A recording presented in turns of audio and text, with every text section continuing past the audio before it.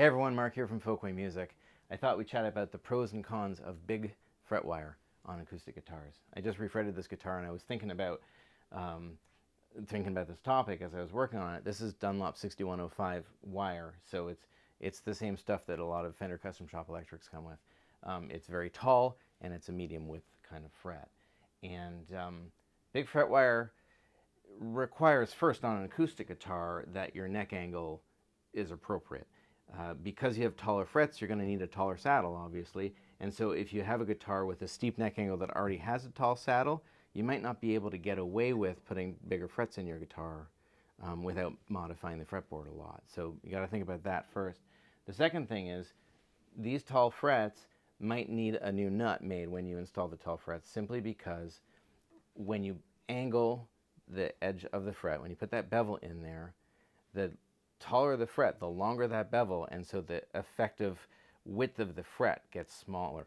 And so in order for your strings not to fall off the side of the fretboard when you're playing, you might need to make a nut with a slightly narrower spacing.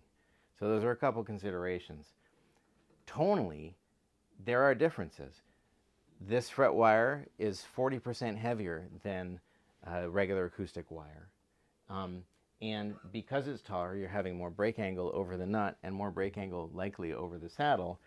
Between those two changes in break angle and the extra mass, you're going to have more fundamental presence, some extra clarity, maybe even a bit more volume in your guitar. Maybe that's for you, maybe it's not. I love the sound of big frets. I love the feel of big frets. Your fingers never contact the wood when you're playing on big frets, so you need to have a light touch.